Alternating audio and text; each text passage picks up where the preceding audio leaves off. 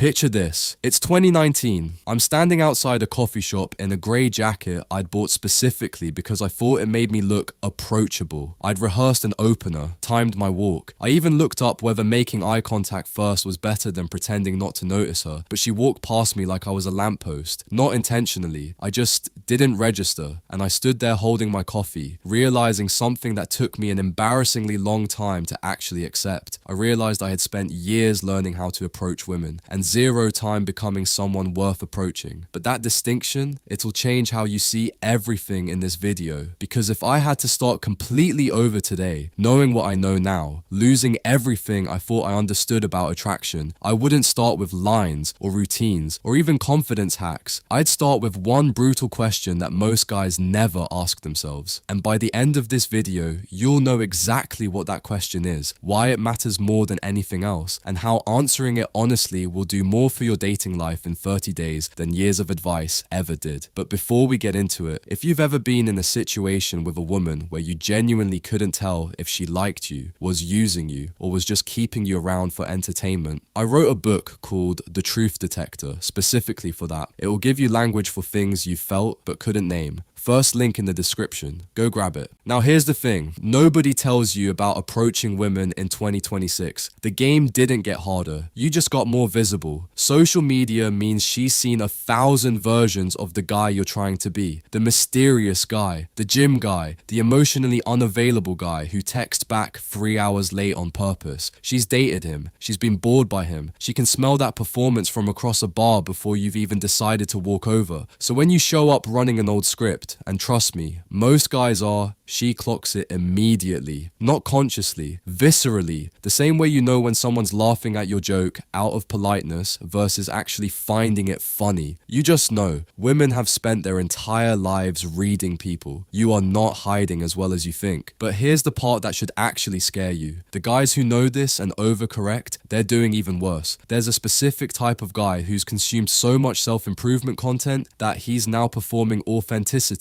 He's got the calm voice, the slow nod, the I'm not like other guys energy dressed up in detachment, and women find him exhausting in a completely different way, because now instead of a man who's trying too hard, you've got a man who's trying really hard to look like he's not trying. Both of them are doing the same thing, seeking validation, just in different outfits. So what actually works? What does a man look like in 2026 who walks into a room and creates real, unforced attraction without running a single line or following a single rule? I'll tell you. But first, I need to show you the moment it all goes wrong, because until you see it clearly, you'll keep walking past it without realizing it's even happening. There's a moment that happens within the first 90 seconds of almost every interaction where most guys lose the whole thing without realizing it. She says something, could be anything, where she's from, what she does, an opinion about the place you're both standing in, and your instinct, your well-meaning, totally natural instinct, is to immediately validate it. Oh, that's so cool. No way, I love that too. That's actually really interesting. Seems harmless, feels polite, but watch what just happened underneath the surface. In one sentence, you told her she doesn't have to work for your attention. You handed her a gold star before she did anything to earn it. And now, without either of you noticing, the dynamic has shifted. She's not wondering if you're impressed. She knows you are. So the tension, that invisible electric thing that makes a conversation feel alive, quietly dies. And she'll keep talking to you. She might even enjoy it, but there's a ceiling now, and you built it yourself in the first minute. I want you to think about the last time you were genuinely captivated by someone, man, woman, whoever, a new friend, a mentor, someone at a party who just had something. Chances are they weren't falling over themselves to agree with you. They had opinions. They pushed back a little. They seemed genuinely entertained by some things and completely unbothered by others. You couldn't fully read them, and that unreadability made you lean in. That feeling has a name in psychology. Researchers call it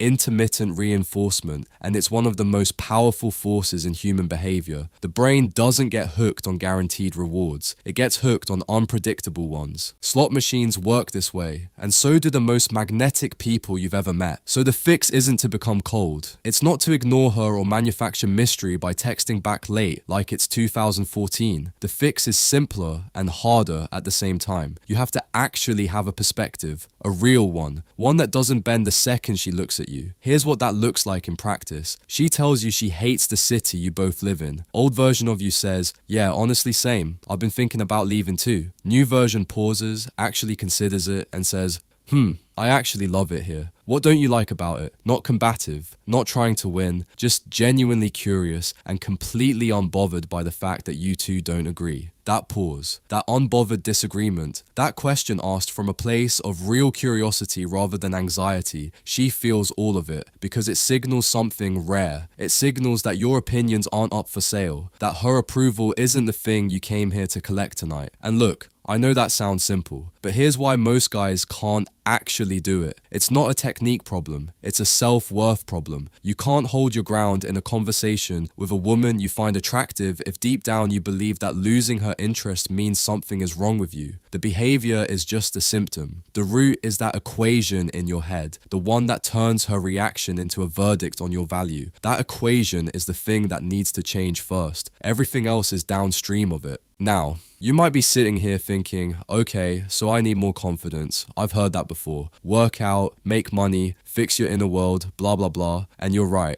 I'm not going to pretend that stuff doesn't matter. But confidence is actually the wrong word for what I'm describing. Confidence implies you believe things will go well. What actually moves the needle is something different, something closer to indifference about the outcome combined with genuine investment in the moment. Those sound like opposites. They're not.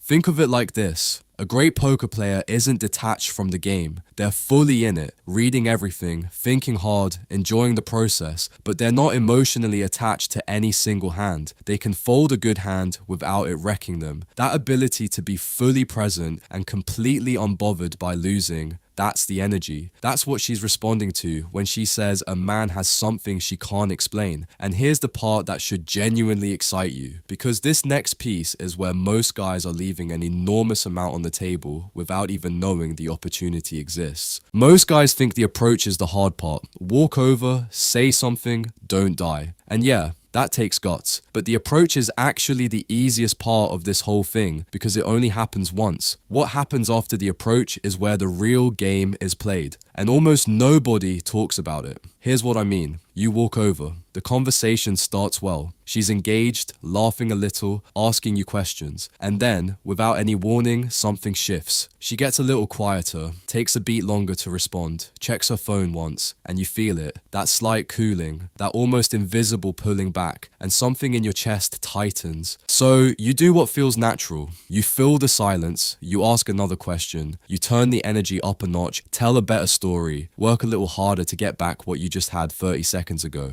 And that right there is the exact moment you lose her for good. Because what just happened wasn't her losing interest. It was a test, not a conscious one. She wasn't sitting there thinking, let me see how he handles this. It was instinctive, the same way you'd unconsciously notice if someone flinched when you raised your voice. She pulled back slightly and she was watching, without even knowing she was watching, to see what you'd do with the discomfort. And the second you chased the warmth, she had her answer. This is the thing that took me the longest to understand. Attraction isn't just built during the good moments in a conversation. It's built or destroyed in the awkward ones, in the pauses, in the moments where nothing is happening, and you have to decide whether your value is contingent on her response or completely independent of it. The guys who are genuinely magnetic, they don't chase the warmth back. They let the silence breathe. They stay in their own energy, and somehow, almost always, she comes back. Because a man who doesn't panic when she pulls back is implicitly communicating something she almost never encounters, that he doesn't need the moment to go well to feel okay about himself. By the way, if you're watching this and thinking, I genuinely can't tell when she's testing me versus when she's actually losing interest versus when she's just playing games, that confusion is exactly what I broke down in the Truth Detector. There's a whole section on reading the signals women send when they're pulling back and what each one actually means. Because not every pullback is the same, and responding the wrong way to the wrong signal is how good connections die quietly. First link in the description. Seriously, that part alone is worth it. So, assuming you've got the frame right, Assuming you're not chasing, not performing, not collapsing every time she goes quiet, there's still one more piece that separates the guys who consistently create real attraction from the guys who occasionally get lucky. Not because they're boring people, but because they talk about themselves like they're filling out a form. Job, gym, where they grew up, what they're working on, delivered in a straight line, answered completely, no mystery left over. And she's nodding and asking follow-ups and being perfectly polite, while internally the conversation already feels finished. The most compelling men don't answer questions completely, not because they're being evasive, but because they're genuinely more interested in the exchange than the information transfer. So they answer half a question and flip it. They start a story and let it hang for a second before finishing it. They say something that creates a question she didn't know she wanted answered. There's actually a name for this in storytelling. Screenwriters call it an open loop. You introduce something that the audience's brain desperately wants resolved, so they stay locked in waiting for the payoff. The best conversations work exactly the same way. You're not trying to impress her. You're giving her brain something to chew on, something unresolved, something that makes her think about you 20 minutes after you've walked away. And the fact that she's still thinking about you when you're gone, is worth more than anything clever you could have said while you were standing in front of her. So what does that actually look like in a real conversation? How do you do this without it feeling calculated or weird? That's exactly where this gets good. You're in a conversation, it's going well, and she asks you something straightforward. So what do you do for fun? Normal question. And most guys answer it like a deposition. I go to the gym, I like hiking, I've been getting into cooking lately. Completely true, completely forgettable. But watch what happens when you answer like this instead.